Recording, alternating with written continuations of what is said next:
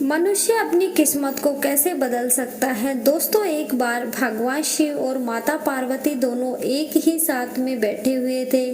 तभी माता पार्वती ने भगवान शिव जी से कहा, हे प्रभु, आज मेरे मन में एक प्रश्न उठ रहा है। यदि आप मेरे एक प्रश्न के उत्तर देकर आप मुझे संतुष्ट करेंगे तो मेरे मन को बहुत शांति मिलेगी। फिर भगवान शिव कहते हैं, हे देवी, आखिर तुम्हारे मन में कौन सा एक प्रश्न है जो। फिर माता पार्वती कहती है, हे प्रभु, मेरा यह प्रश्न है कि मनुष्य अपनी किस्मत को कैसे बदल सकता है। यदि उसके जीवन में कोई दुख है तो उसे कैसे दूर कर सकता है, और कितनी भी मेहनत करने के बावजूद यदि उसकी किस्मत साथ नहीं दे रही तो वह कौन सा काम करे कि उसकी किस्मत उसका साथ देने लगे। फिर मित्रों, भगवान शिव जी कहते हैं, हे पार्वती, यह तुम्हारे प्रश्न बहुत ही ज़्यादा महत्वपूर्ण है। जो भी व्यक्ति इस प्रश्न के उत्तर को समझकर यह पर्याप्त ज्ञान को अपने जीवन में उतार लेता है, उसे जीवन में सुख की प्राप्ति होती है। मित्रों, भगवान शिव कहते हैं, हे देवी पार्वती, अब मैं तुम्हें तुम्हारे इस प्रश्न के उत्तर एक छोटी सी कहानी के माध्यम से देने वाला हूँ, जिसे इस कहानी के माध्यम से तुम अपने इस प्रश्न के उत्तर को ठीक तरह से समझ पाओगी। परंतु मेरी एक शर्त है, जब तक मैं इस कहानी को सुनाऊंगा तब तक तुम्हें कहानी को ध्यान से सुनना है। तो माता पार्वती कहती, हे प्रभु, आपको वचन देती हूँ कि इस कहानी को मैं पूरे मन और लगन से सुनूंगी। आप कृपया इस कहानी को प्रारंभ करें। तो मित्रों, आप सभी से विनती है कि आप भी इस कहानी को पूरा जरूर सुने, क्योंकि आधा अधूरा ज्ञान पाप की भागीदारी माना जाता है। तो कहानी की शुरुआत करने से पहले कमेंट में हर हर महादेव अवश्य लिखे। दोस्तों, एक समय की बात है जब भगवान विष्णु और माता लक्ष्मी संत का वेश बनाकर भ्रमण कर रहे थे। तभी उन्होंने देखा कि रास्ते में एक व्यक्ति अपनी पत्नी के साथ बैठा हुआ रो रहा है। फिर वह उसके पास पहुंचे और बोलते हैं कि तुम कौन हो, इस सुनसान घने जंगल में बैठे हुए तुम क्यों रो रहे हो। फिर इस प्रकार भगवान विष्णु की बात को सुनकर उस व्यक्ति की सिसकियाँ कुछ कम हो गई। फिर वह अपने आंसू को पोंछते हुए कहने लगा कि महाराज, मैं पासी के गांव में रहने वाला एक बदनसीब व्यापारी हूँ। मैं जो भी काम करता हूँ वह काम बिगड़ जाता है, और इसी चक्कर में आकर मैंने अपनी पत्नी के सारे गहने और जेवर बेच दिए, जिससे मैंने अपने परिवार को भी खो दिया है, और अब मेरा घर भी गिरवी पड़ा है। मुझे लगता है कि मैं किसी काम का नहीं रहा, मेरी किस्मत ही खराब है। फिर भगवान शिव कहते हैं, हे देवी पार्वती, इस प्रकार जब उस व्यक्ति की बात को सुनकर भगवान विष्णु कहने लगे कि तुमसे किसने कहा कि तुम्हारी किस्मत खराब है। मुझे तो लगता है कि तेरी बहुत अच्छी है कि और बड़े व्यापारी हो। जरा से मैं भी जान लूँ कि तुम्हारी किस्मत में क्या खराबी है। फिर वह व्यक्ति कहने लगा कि महाराज, पहले मैं खेती करता था, मगर उसमें हर साल घाटा ही होता था। कभी सूखा पड़ जाता तो कभी अधिक बारिश हो जाती, और अधिक बरसात होने के कारण सारी फसल चौपट हो जाती थी। इससे परेशान होकर मैंने व्यापार करने का निश्चय कर लिया। मेरे पास उस समय एक भी पैसे नहीं थे, तो मैंने अपनी पत्नी के जितने भी जेवर और गहने थे उनको बेच दिया, और उससे जो धन मिला उसी से मैं व्यापार शुरू किया। जब व्यापार नहीं चला तो परिवार वालों ने मेरा साथ दिया, लेकिन जैसे जैसे मुझे नुकसान होने लगा मेरे परिवार वाले मुझसे दूर हो गए। मगर महाराज, मैं ये सब अपनी परिवार वालों के लिए ही तो कर रहा था, लेकिन अब वह लोग मुझे देखकर नजरें फेर लेते हैं और मुझे ही मेरे परिवार का दुर्दशा का जिम्मेदार ठहरा देते हैं, और हमेशा ताने मारते रहते हैं और कहने लगते हैं कि वह व्यक्ति की एक ऐसा मित्र है जिसने भी मेरे ही साथ अपना व्यापार शुरू किया, लेकिन उसका व्यापार अच्छा चल रहा है। फिर वह जब भी मेरे घर आता है तो अपनी सफलता की कहानी मुझे सुनाने लगता है, और उसकी बात को सुनकर मेरे घर वाले कहते कि अपने मित्र को देख और उससे कुछ सीख लो। मुझे बार बार मेरे घर वालों ने दूसरों की तुलना करके ताने मारते रहते हैं और कहते हैं कि मेरे बस में कुछ नहीं है, तुम कुछ नहीं कर सकते। महाराज, उन लोगों की बातों को सुन सुनकर मुझे अब लगने लगा है कि मेरा जीवन व्यर्थ है। शायद मेरे जीवन में अब कुछ नहीं होने वाला। अब तो मुझे अपना जीवन ही इस तरह से लगने लगा है कि जैसे कुछ नहीं होगा, और मेरे मन में ऐसी सोच आता है कि जैसे मैं अपने जीवन को ही समाप्त कर दूं। मैं यहाँ इसी इरादे से आया था, लेकिन हिम्मत नहीं कर पाया, इसलिए यहाँ एकांत में बैठकर अपनी पत्नी के साथ रो रहा था।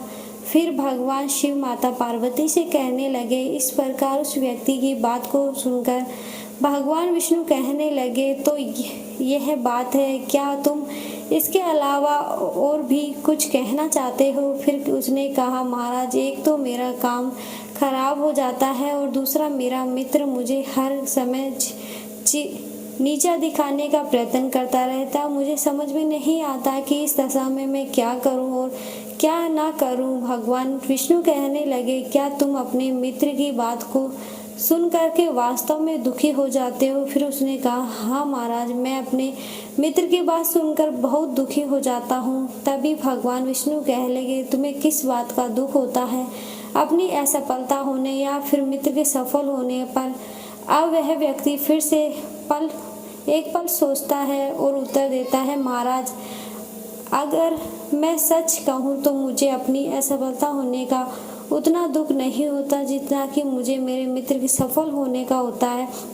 फिर भगवान विष्णु कहते हैं, तुम्हारा मित्र सफल हो गया तो क्या तुम्हें खुशी होगी? तो वह व्यक्ति कहने लगा कि महाराज, मुझे बहुत खुशी होगी। फिर भगवान विष्णु कहते हैं कि इसका मतलब है कि तुम्हारी खुशी तुम्हारे मित्र पर निर्भर है।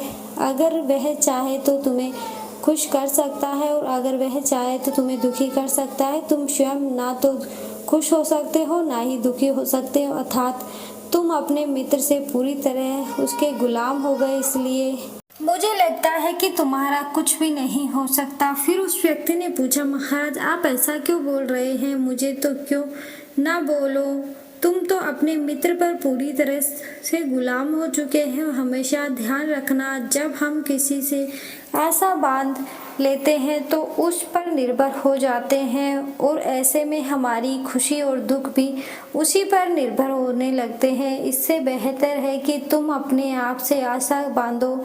जब तुम ऐसा करोगे और साथ ही पूरे प्रयत्न के साथ काम करोगे तो तुम्हें सफल अवश्य प्राप्त होगी और हमेशा पूरे जीवन हंसी खुशी के साथ व्यतीत होगा। फिर भगवान शिव कहने लगे, पार्वती, इस प्रकार विष्णु जी ने अपनी बात को आगे बढ़ाते हुए कहा कि तुम्हें लगता है कि तुम्हारा मित्र तुम्हें दुखी करने आता है, पर अगर तुम उनकी बातों पर विचार करो तो वह बातें सही करता है।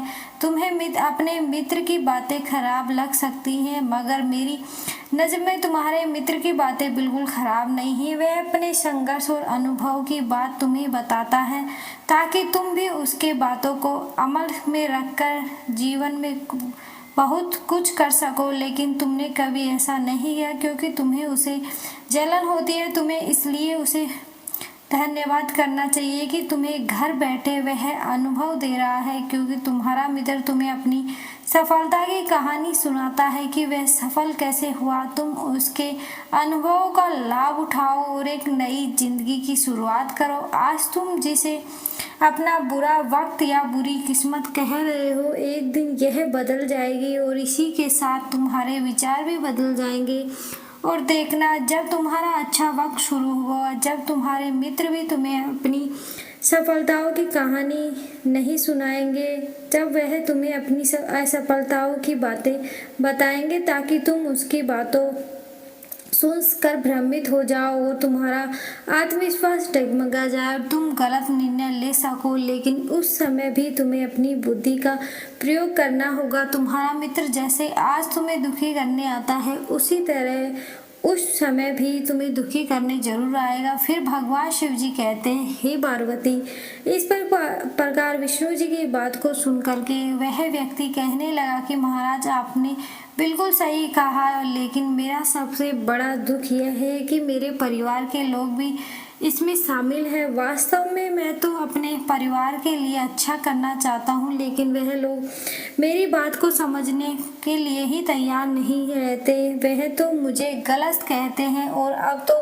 बात इतनी बढ़ गई है कि मेरा साथ भी छोड़ दिया है। फिर भगवान विष्णु कहने लगे, मैं तुम्हारा बात समझ गया, तुम सांत्वना चाहते हो। वास्तव में इस दुनिया में सभी लोग सांत्वना ही चाहते हैं। हम चाहते हैं कि हमें जब भी कुछ करें तो कुछ लोग हमारी प्रशंसा करें, लेकिन आमतौर पर ऐसा नहीं होता, इसलिए हम दुखी हो जाते हैं। हमें लगता है कि हमारे मित्र परिवार वाले सब मतलबी हैं, लेकिन तुम अगर किसी को अपना परिवार मानते हो और उसके लिए कुछ काम भी करना चाहते हो तो तुम्हें क्यों लगता है कि तुम दूसरों के लिए कुछ कर रहे हो? वास्तव में तुम अपनी खुशी के लिए सब कुछ कर रहे हो, इसलिए परिवार के लिए कुछ करना वास्तव में अपने लिए ही करना होता है। लेकिन अगर ऐसा करते समय तुम्हें लगता है कि तुम दूसरों के लिए कर रहे हो तो तुम दुखी निश्चित होगे, और अगर तुम्हें लगता है कि तुम अपने लिए कर रहे हो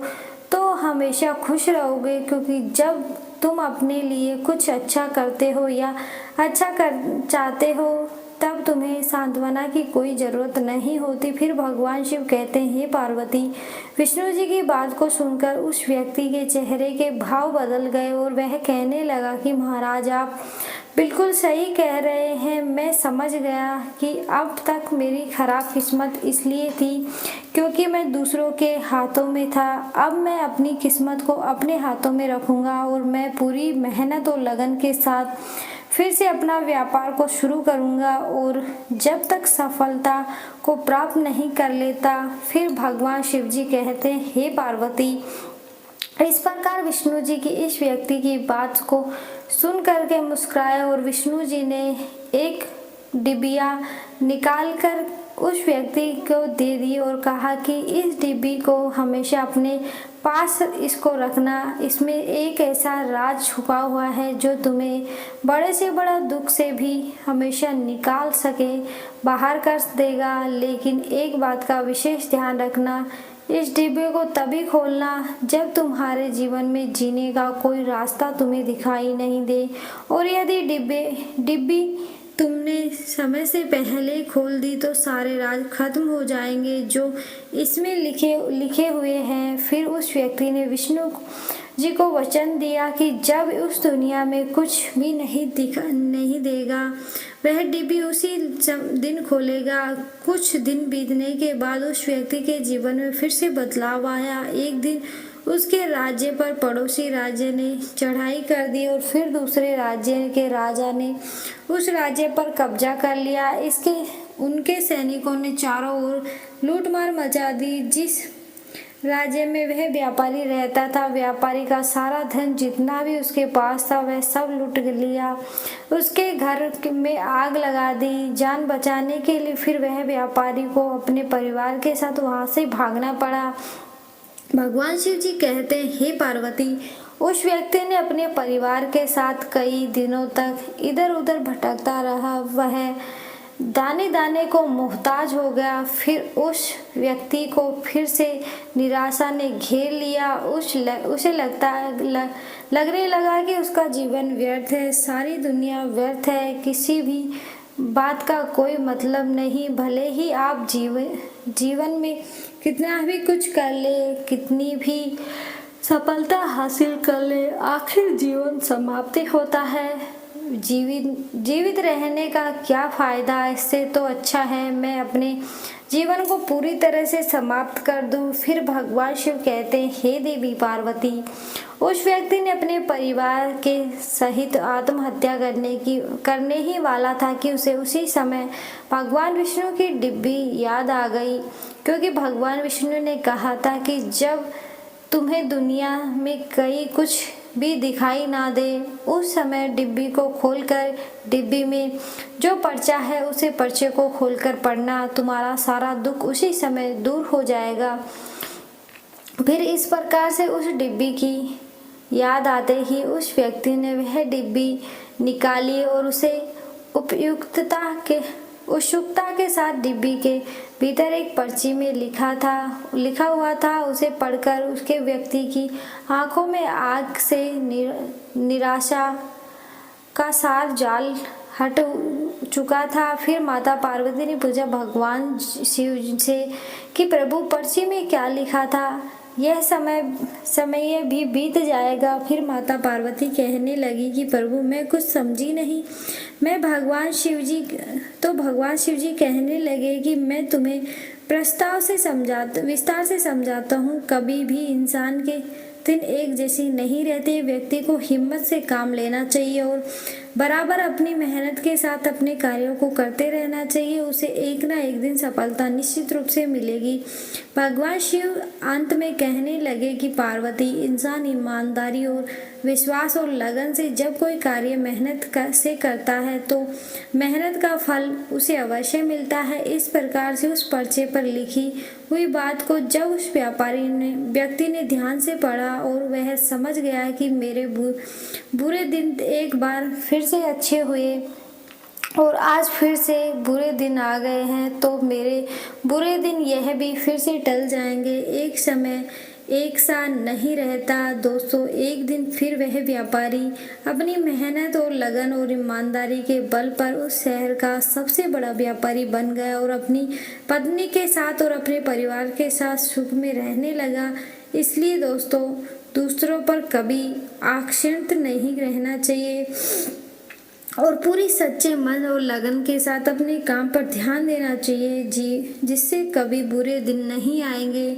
वीडियो अच्छी लगी तो वीडियो को लाइक करें, चैनल को सब्सक्राइब जरूर करें। धन्यवाद।